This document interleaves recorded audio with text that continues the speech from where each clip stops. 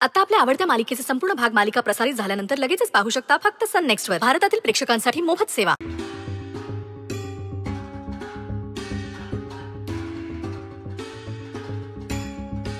स्वानंदी, तू mess मध्ये का नाही आली? आम्ही वाट बघत होतो जेवणासाठी तुझी. हे ब्लाउज फिटिंग करायचं होतं म्हणून इकडेच आणलं होतं जेवायला.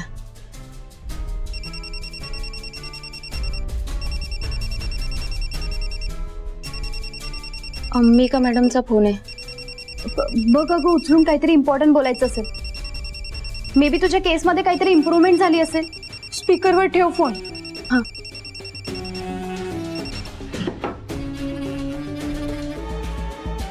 हा मॅडम, बोला ना. अभिनंदन स्वानंदी, तू तर सरपोतदारांची सून म्हणून आतापासूनच वर्तमानपत्रात झळकू लागलीस. क्या बात आहे. म्हणजे मॅडम, मला नाही कळलं तुम्ही काय बोलताय. तू आणि तुझे सासरे खासदार सरपोतदार, हेडलाईन आहे तुमच्याबद्दल. थांब, मी वाचून दाखवते. खासदार सरपोतदार म्हणजे बोले तैसा चाले या म्हणीचं जिवंत उदाहरण आहे. नेहमीच पुरोगामी विचारधारेचे समर्थक असलेल्या खासदार सरपोतदार यांनी आपल्या एकुलत्या एका मुलाचं लग्न एका कुमारिका मातेशी लावायचा निर्णय घेऊन आपल्या विचारांना कृतीत आणलंय. त्यासाठी समाजाच्या सगळ्या स्तरातून त्यांचं कौतुक होतंय. म्हणून तुझं अभिनंदन. Thank you madam. Thank you? Seriously Swanandi, हा लग्नाचा निर्णय तू का घेतलास? मला कळत नाहीये. मला हे कळत नाहीये की या लग्नासाठी तुझं अभिनंदन करायचं की या मूर्खपणासाठी. हा निर्णय घेण्याच्या आधी मला एक फोन करायचा असतं. तू हे काय करून बसलीयस? अंबिका मॅडम, अहो तुम्ही समजताय तसं नाहीये. म्हणजे काय स्वानंदी? तुझ्या बाबतीत जो प्रसंग घडला ती पार्टी कोणाची होती? त्या पार्टीमध्ये तुझ्या बाबतीत जे काही घडलं ते का घडलं? स्वानंदी, त्या पार्टीमध्ये सिक्युरिटी नव्हती याचाच अर्थ हा आहे की सरपोतदार कुटुंबीय या घटनेला जबाबदार आहेत. तुला कळतंय का? तुझा गुन्हेगार अजून सापडलेला नाहीये. त्यामुळे त्या पार्टीमध्ये त्या ठिकाणी हजर असणारा प्रत्येक पुरुष हा माझ्या दृष्टीने संशयित आहे. आणि तू याच कुटुंबात लग्न करून जातेस. मला असं वाटतंय की जोपर्यंत हा गुन्हेगार सापडत नाहीये तोपर्यंत तू हे लग्न करू नकोस.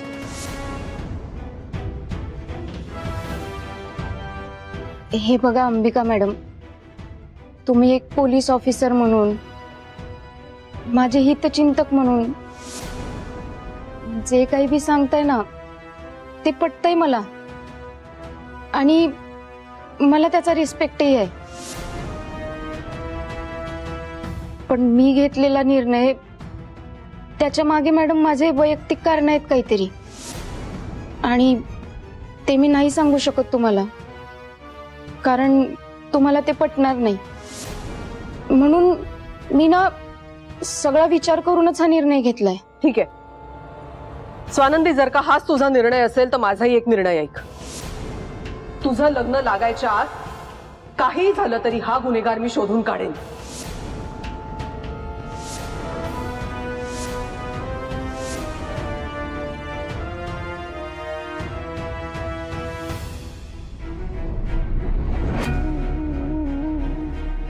हो स्वानंदी, अंबिका मॅम एकदम बरोबर बोलतात. अगं, तू तुझा निर्णय बदलू शकतेस. हो स्वानंदी, त्या एकदम करेक्ट बोलतात. हे बघ, तुझा गुन्हेगार सापडेपर्यंत ना तू लग्न करू नये असं मलाही वाटतंय. हे बघ, अजूनही वेळ गेलेली नाही. तू त्यांना जाऊन आत्ताही सांगू शकते. काही वेड्या झालात का? तुम्ही दोघी काय बोलताय कळतंय का तुम्हाला? काल तुम्ही मला सांगत होत्या ना की स्वानंदी, झालं गेलं सगळं विसरून जा, आम्ही तुझ्या सोबत आहोत, या लग्नात आम्ही तुमच्या सोबत असू.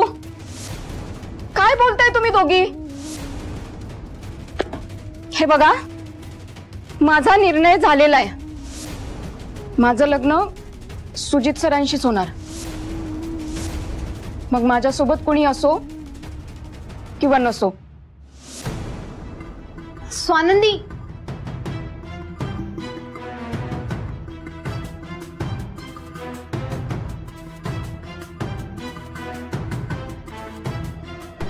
स्वानंदी, स्वानंदी प्लीज चिडू नकोस ना गं चिडू नको तर काय करू?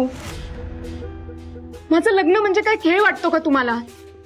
वाटेल तेव्हा जमवलं, वाटेल तेव्हा मोडलं. पण स्वानंदी, अंबिका मॅम जे बोलतात त्याच्यात पॉइंट आहे ग. कसला पॉइंट आहे? इतके दिवस गुन्हेगाराला शोधत होत्या ना त्या. सापडला का गुन्हेगार? काहीच नाही लागलं हाताला.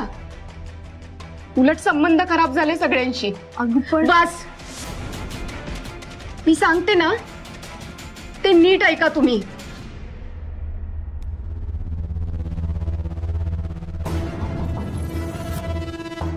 हे लग्न करण्यासाठी मी शब्द दिलाय आणि ठरल्याप्रमाणेच सगळं होणार.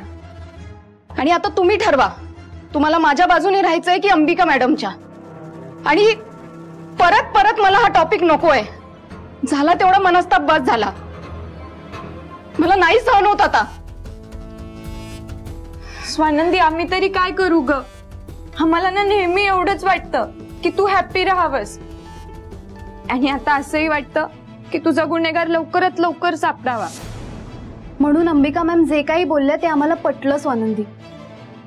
पण तू पण बरोबर बोलतेस स्वानंदी. आय एम सॉरी अगं, आम्ही काहीतरी विचित्र वेड्यासारखं बोललो. स्वानंदी, दुनिया इकडची तिकडे झाली ना तरी पण ही जेसी आणि फातिमा कधीच तुझी साथ सोडणार नाही. आम्ही नेहमी तुझ्या सोबत असू. प्रॉमिस स्वानंदी. जर तू या लग्नासाठी खुश आहेस, तुला जर हे लग्न एक्सेप्ट आहे ना, तर आम्ही दोघी तुला नेहमी सपोर्ट करणार. करेक्ट आहे. हे बघ स्वानंदी, तू जर का हे लग्न करायला तयार आहेस ना तर हे लग्न होणार. आणि जर का हे लग्न होणारच असेल ना तर आनंदात व्हायला पाहिजे. सगळे रिच्युअल, सगळे विधी एकदम करेक्ट झाले पाहिजे. येस स्वानंदी, आता आम्हीच तुझे फॅमिली मेंबर्स आहोत. सारे रिवाज एकदम अच्छे तरीके से करेंगे. स्वानंदी, फक्त तू खुश राहिली पाहिजेस.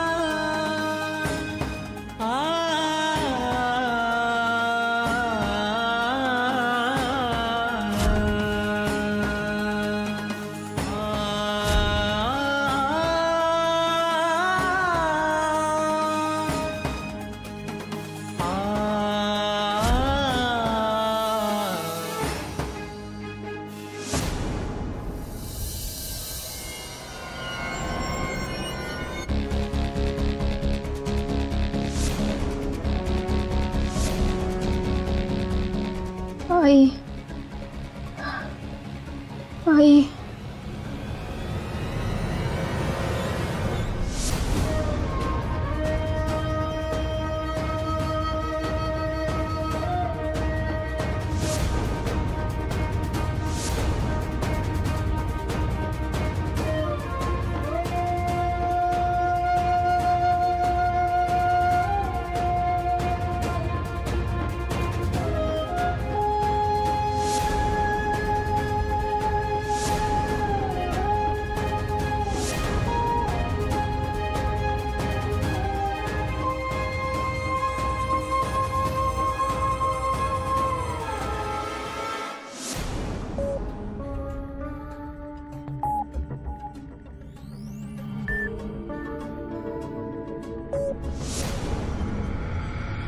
मॅडम. स्वानंदी, सावकाश सावकाश. काय झालं स्वानंदी? काय झालं अगं? तू थरथरतीयस, तुला कळत? बस इथे, बस इथे. घाम आला तर काय? शांत हो, शांत हो, एकदम शांत हो.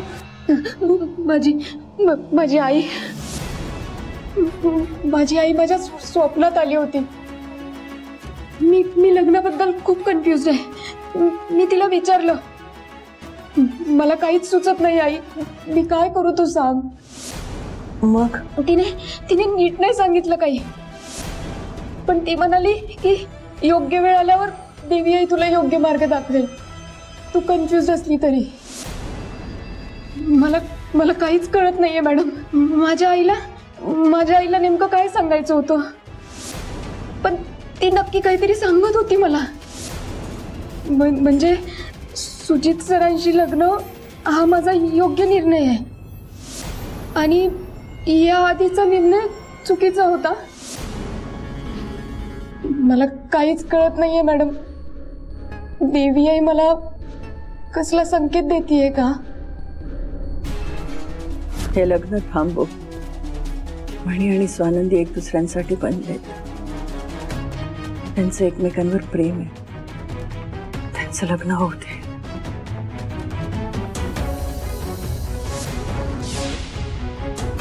मॅडम तुम्ही आहात ना माझ्या बरोबर? मला तुमची खूप गरज आहे. तुम्ही माझ्या आईसारखे आहात माझ्यासाठी. तुम्ही असाल ना माझ्यासोबत माझ्या लग्नात?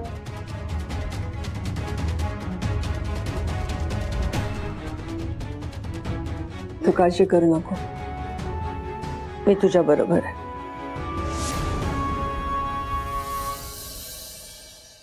स्वानंदीने सुजितशी लग्न करण्याचा निर्णय मला कितीही पटला नसला तरी मला स्वानंदीच्या पाठीशी उभं राहावं लागेल. सरपोतदारांचा स्वभाव माहिती आहे ना मला. ते काही करू शकतात राजकीय स्वार्थासाठी, आणि त्या जंगलात मी स्वानंदीला एकटी नाही सोडणार. मी तिची साथ देणार. तू काळजी कर नको.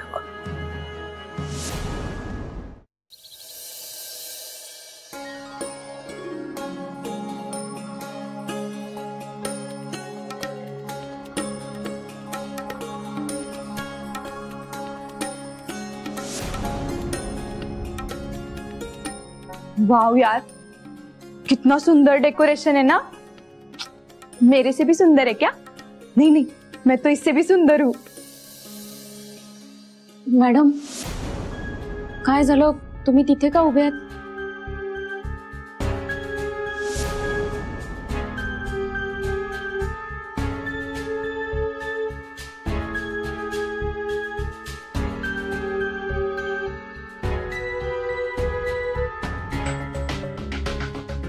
अरे आला तुम्ही? या ना, बसा.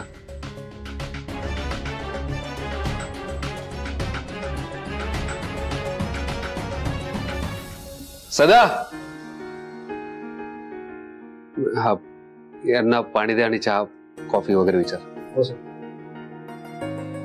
मॅडम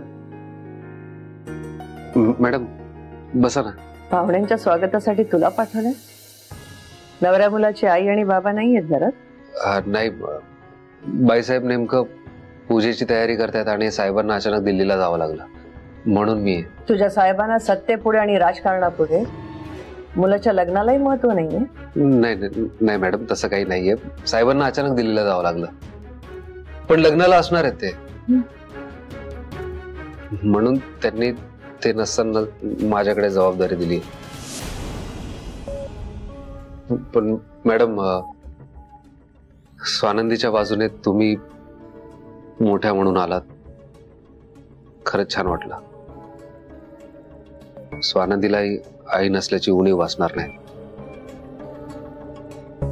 तुम्ही बसा ना. मी काय सांगू तुमच्यासाठी? चहा कॉफी? मी ही पिशवी वर ठेवून आलोच.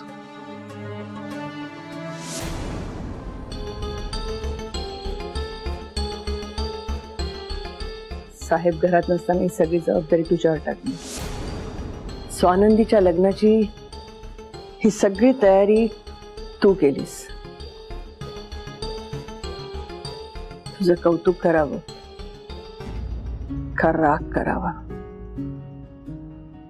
का दया करावी हेच कळत नाहीये. माझ्या प्रश्नाचं उत्तर आहे तुझ्याकडे?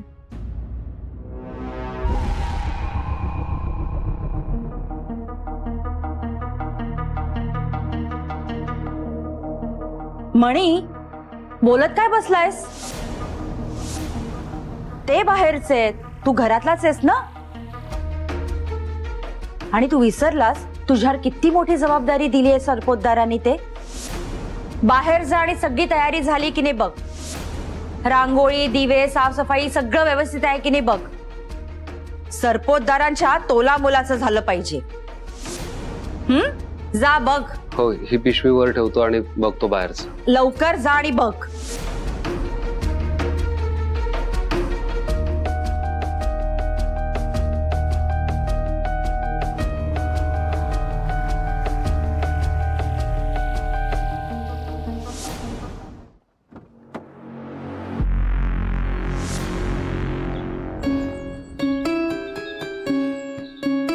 कार्तिकी,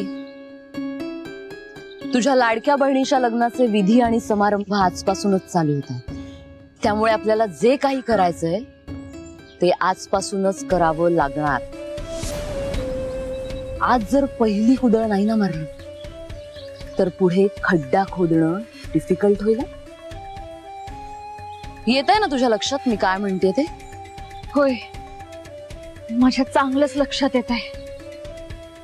तशी तू हुशार आहेसच म्हणा. आणि तुझ्या बहिणीच्या लग्नाची तयारी कशी करायची हे मी कसं सांगणार ना मोठ्या बहिणीला, राईट? सो कार्तिकी, सगळं आठव, सगळं. या स्वानंदीमुळे तुला काय काय फेस करावं लागलंय हे सगळं आठव. सगळं भोगलंयस तू, पण तुझ्या आयुष्याची माती करून तुझी मालकीण होऊन आता ही स्वानंदी तुझ्या डोक्यावर थुई थुई नाचणार आहे. प्रत्येक वेळी ही स्वानंदी जिंकलीये आणि कार्तिकी हरलीये. पण आता जर तुला जिंकायचं असेल तर हे लग्न होऊ देऊ नकोस कार्तिकी.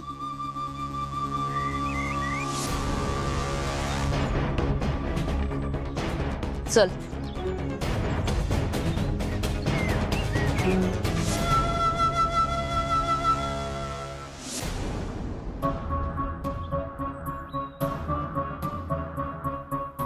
समीर, आवरलं इथलं सगळं? हे झालं की जेवणाचं बघ. ए हाय मणी, छान दिसतोयस हा. आणि या लग्नाची सुद्धा मॅनेजमेंट अंकलनी तुझ्याकडेच दिली आहे का? क्या बात है. कमालच आहे. म्हणजे बघ ना, फायनली स्वानंदी आणि सुजित लग्न करतायत. माझंही लग्न होईल. अंकल माझ्यासाठी सुद्धा छान मुलगा शोधणार आहेत. पण तुझं काय रे मणी? म्हणजे तू असाच नोकर म्हणूनच राहणार आहेस का यांच्या घरात? इमानी नोकर? सॉरी, पण दुसरं काय म्हणणार ना आम्ही? हेच म्हणावं लागणार तुझ्याकडे बघून. पण नाहीस, छान डेकोर केलंयस सगळं. चल कार्तिकी, जाऊया, भरपूर काम आहे.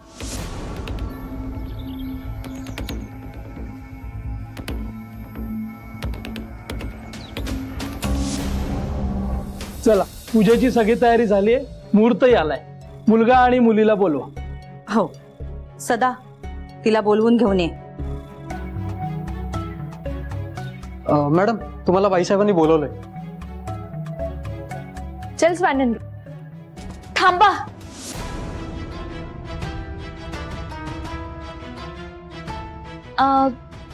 तुम्ही राहू द्या.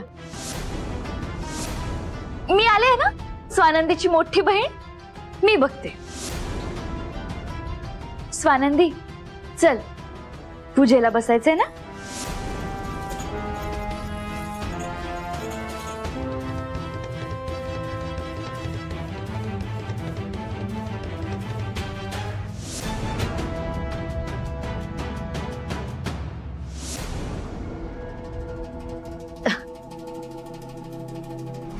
मम्मा, पाहताय ना कोण आलंय? कार्तिकी, तुला ऑफिसमध्ये इतकं काम असतं, पण त्या कामांमधून वेळ काढून सुद्धा बहिणीच्या प्रेमाखातर इथे आलीस. कौतुक वाटतं ग तुझं. नाहीतर असं बहिणींमधलं प्रेम हल्ली कुठे पाहायला मिळतंय? दुर्मिळ होत चाललंय. पण तेच महत्वाचं आहे नाही का? आणि मैत्रिणी काय ग, या समारंभात फक्त मिरवायला असतात. रक्ताची नाती महत्वाची, हो ना मम्मा? स्वानंदी बसा तुम्ही. ये स्वानंदी बस.